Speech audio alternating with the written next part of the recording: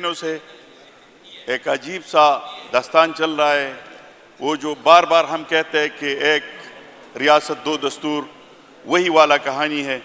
हमारे रहबर, हमारा कायद, बानी पाकिस्तान तहरीक इंसाफ जनाब इमरान खान साहब कितने दिनों से 3 साल से तो जेल में है, लेकिन तकरीबन ये 2 महीने से मुसलसल डेथ सेल में उसको बंद किया हुआ है। किसी को मुलाकात करने नहीं देते हैं। ये बहुत बड़ा जुल्म है, क्योंकि इससे पहले भी बहुत सारे लीडरान साहिबान गई हैं इस जेलों में, और सारों ने जेल के अंदर ये लोग पूरा कैबिनेट बुलाते थे और हमारे कायद के साथ उसके डॉक्टर्स को नहीं मिलवाने देते हैं। उस दिन हमारा वज़ीर आला साहब खैबर पख्तूनख्वा जनाब सुहेल अफरीदी साहब और तकरीबन 300 उसके साथ पार्लियामेंटेरियन पूरे पाकिस्तान से अडियाला जेल के सामने हमने धरना दिया। पूरा रात उधर इंतज़ार किया, खान साहब के डॉक्टर्स को बुलाया। अडियाला जेल के सामने रात के 3 बजे तक वो बेचारे इस ठंडी रात में उसने इंतज़ार किया और उन जालिम लोगों ने उसको फिर भी जाने नहीं दिया। उसके बाद फिर हमारी वज़ीर आला साहब ने सुप्रीम कोर्ट के सामने भी धरना दिया। उसके साथ 300 मुंतखब नुमाइंदगान पार्लियामेंटेरियन थे, कौमी असम्बली की, सूबाई असम्बलियों के, सेनेट के सेनेटर साहिबान, सारे बहुत सारे लोग हमारे जो कायदीन हैं। ये सिर्फ ये न समझे कि ये 300 बंदे थे, ये एक एक बंदा 7-7 लाख लोगों के मशर है, तो इसके पीछे ये समझे कि ये तकरीबन करोड़ों लोग आए थे। लेकिन उन जालिम लोगों ने उस करोड़ों लोगों के अमायदीन का भी कोई ख्याल नहीं रखा, और सुप्रीम कोर्ट ने भी हमें कोई यानी रिलीफ हमें उधर से भी नहीं मिला। अभी लोग कहते हैं कि आप लोग डरने और ये सियासत को आप लोगों ने अपनाया है, तो अभी क्या करें हम, कहाँ जाए हम? हमने तो इस असम्बली में, इस ऐवान में पूरी पाकिस्तान की जितनी भी सियासी पार्टी के मशरान हैं सारों को बुलाया था। उसको कहाँ है? उससे मशावरत ली है। हमने तो हुकूमत के साथ बात करने को कहा है, हमने तो अक़वाम मुत्तहिदा को कहा है, हमने ह्यूमन राइट्स को भी कहा है, लेकिन कोई भी हमारे पुरसाने हाल नहीं है। हमारा किसी ने भी नहीं पूछा। ह्यूमन राइट्स तो मैं ये कहूँगा कि हमारे इलाके में एनिमल राइट्स का एक बंदी ने एक कुत्ता मार रहा था, और अमेरिका से उसके लिए खबर आई कि लानत आने वाली इस बंदे को जेल के अंदर रख के और उसका तस्वीर भेजे, वरना हम नहीं छोड़ेंगे। तो एक कुत्ते के मारने से अमेरिका से फोन आते हैं और इधर उसको सजाएं देते हैं, और हमारा कायद 3 साल से बेगुनाह जो झूठे मंगलत एफआईआरों में बंद किया हुआ है, और उसके साथ डॉक्टर का मुलाकात तक नहीं करते। हमारे सारे पार्टी के वर्करों को एक तशवीश लायक है, क्योंकि आज पहले तो हम उसके साथ आम मुलाकात की बात करते थे, लेकिन आज उसकी सेहत के हवाले से बात है।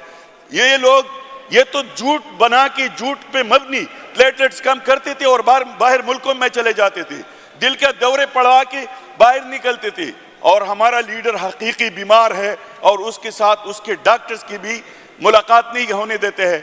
तो ये हमारे लिए बहुत तशवीश की बात है। पूरी पाकिस्तान तहरीक इंसाफ के वर्कर के लिए तशवीश की बात है। उसके बहनों को उसके साथ नहीं मिलवाने देते हैं। हमारा 4 करोड़ अवाम के मुंतखब नुमाइंदा सुहेल अफरीदी साहब को उसके साथ मुलाकात नहीं होने देते हैं। तो ये चीज़ें ये इस मुल्क को किस तरफ लेके जाते हैं? मैं उन लोगों से ये पूछता हूँ कि आप लोग आखिरकार इस मुल्क को कहाँ लेके जाते हैं? अगर हमने सारे दरवाजे खटखटाए और सारे दरवाजे हमारे मुंह पे बंद करते हैं, तो आखिर हमारा रास्ता कौन सा बचेगा? हमने आज तक वेपन नहीं उठाया, हमने एहतिजाजी की, वर्कर के काम होते हैं एहतिजाज हमारी पार्टी ने की, आंसू गैस बर्दाश्त की, लाठी चार्ज बर्दाश्त की, रबड़ की गोलियां बर्दाश्त की, लेकिन उन जालिम लोगों ने डायरेक्ट भी फायर किया। वो तो फिर वर्कर बर्दाश्त नहीं कर सकते हैं। तो अभी हमारे लिए रास्ता ही नहीं बचा है। अभी हम यही कहते हैं, इस असम्बली से, इस ऐवान से यही पूछते हैं कि हमारे लिए कौन सा रास्ता बाकी है कि हम उस रास्ते पे चले, वरना कल फिर ये लोग यही कहेंगे कि पाकिस्तान को आप लोगों ने बदअमनी का जगह बनाया, हम मजबूर होते हैं। आखिर उन लोगों ने हमें दीवार के साथ लगाया है, हमारा कोई रास्ता इन लोगों ने नहीं छोड़ा है। आखिरकार ये ज्वालामुखी फटने वाला है, और ये लार्वा अगर निकल गया ना, तो इसके सामने जो भी आता है तो फिर उसको बहा लेके जाएंगे। میں یہی کہتا ہوں جناب سپیکر کہ ہمارے پارٹی کے ورکر کے ساتھ جو ظلم ہوا ہے، دنیا کے تاریخ میں کسی پارٹی کے ورکر کے ساتھ یہ ظلم نہیں ہوا ہے۔ ایسے ظلم جو ہم پہلے ہوتے تھے لیکن ایک قائد پارٹی کے مشر کے ساتھ، لیکن ہمارے تو ورکر کو ان لوگوں نے نہیں بخشا، ہمارے گھروں کو نہیں بخشا، ہمارے ایک ورکر کے اوپر 15 اور 16 788 کے پرچے ڈالے ہیں۔ یہ ظلم کب تک ہم برداشت کرتے رہیں گے؟ میں آخری یہی کہتا ہوں کہ حضرت علی رضی اللہ تعالیٰ عنہ کا قول ہے کہ کفر کا نظام تو چل سکتا ہے لیکن ظلم کا نہیں۔ یہ ظلم ابھی ختم کرے، اگر ختم نہ کرے یہ صوبے کا منتخب نمائندوں کا ایک جرگہ ہے، ہم اس جرگے میں اکثریت میں ہیں اور اس اکثریت کے تواسط سے سارے قانون سازوں کو، سارے جو حکومت عدالتیں بدلتے ہیں، ساروں کو ہم یہی کہتے ہیں کہ اس پاکستان کو جس طرح پاک لوگوں نے گامزن کیا ہے یہ خطرے کی طرف ہے، یہ پاکستان ختم کرنے کی طرف ہے۔ آپ لوگوں نے تو ویسی بھی پاکستان کو ختم کیا، ورنہ پاکستان کے ساتھ جو ملک پاکستان کے بعد آزاد ہوئی ہے اس کے آپ دیکھو وہ کہاں تک پہنچے ہیں۔ ہم دن بدن پیچھے چلے جاتے ہیں۔ یہ ملک ایسا تھا کہ ہم لوگوں کو قرض دینے والے ملک تھا، آج ہم لوگوں کو IMF کے سامنے کچکول پلا کے قرض مانگتے ہیں۔ یہ کیوں؟ یہ غلط پالیسیوں کی وجہ سے ہوا۔ یہ پالیسیاں یہ ملک کا سمت اگر درست نہیں کیا تو آج تو کچکول ہے، پھر کل کچکول میں بھی کوئی کچھ نہیں ڈالے گا۔ یہ ملک ان لوگوں نے اس طرف ایسا لے کے گیا ہے کہ اس میں آج ہمارے جتنا بھی تعلیم یافتہ لوگ تھے سارے باہر چلے جاتے ہیں۔ ایک بھی تعلیم یافتہ ڈاکٹر انجینئر جتنی بھی ہے لاکھوں نہیں 10 لاکھ لوگوں سے زیادہ پچھلے سال میں چلے گئی ہے۔ ابھی ہمارا ادھر جو ایک بے نام منسٹر بنا ہے جو کسی کھاتے میں نہیں ہے، پتہ نہیں کون سے پارٹی کا ہے، وہ ابھی ایئرپورٹ جا کے جہازوں سے لوگوں کو اترواتے ہیں کہ ہمارا بدنامی ہے۔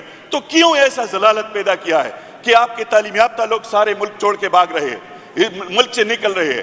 لوگ ادھر اپنے پراپرٹیاں بیچ کے اپنے بچوں کے لیے یہی سوچتے ہیں کہ میں بھیک مانگوں دوسرے ملک میں، لیکن میرے بچے تو میرے سامنے زندہ ہوگے نا، اس کے لاشیں تو ہم نہیں اٹھائیں گے نا۔ تو اتنے تک اگر حالات پہنچ جائے تو اس ملک کا ابھی مجھے تو یہ شک ہے کہ یہ لوگ یہ سوچے سمجھے منصوبے سے اس ملک کو تقسیم کرنا چاہتے ہیں، کیونکہ لوگوں کو اتنا تنگ نہ کرے کہ وہ بجنگ آمد ہو جائے۔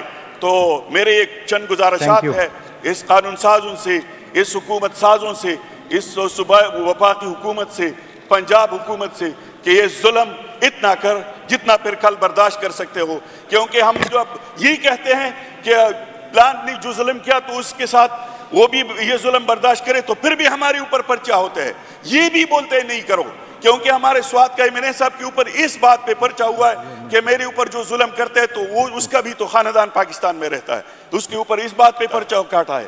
تو میں یہ آخر ہم کیا کہیں؟ ہم کہہ بھی نہیں سکتے ہیں کہ ہمارے ساتھ ظلم نہ کرے، اگر یہ کہتے ہیں کہ ظلم نہ کرو تو ہمارے اوپر پھر بھی پرچے کاٹتے ہیں، لیکن یہ پرچے، یہ چیزیں، یہ ظلم، یہ بربریت یہ ہمیں پست نہیں کر سکتے ہیں۔ میں یہ کہوں گا کہ مجھے گولیوں سے چلنی کر دیا تھا، میں اس سے نہیں ڈرا ہوں تو اس پرچوں سے کیا ڈروں گا؟ یہ آخر بار یہی کہتا ہوں کہ اس لوگوں کو اس حالت تک نہ پہنچائے کہ پھر کل کسی کے ساتھ اس کا کوئی حل نہ ہو۔ بس یہی میرے آخری بات یہ تھی کہ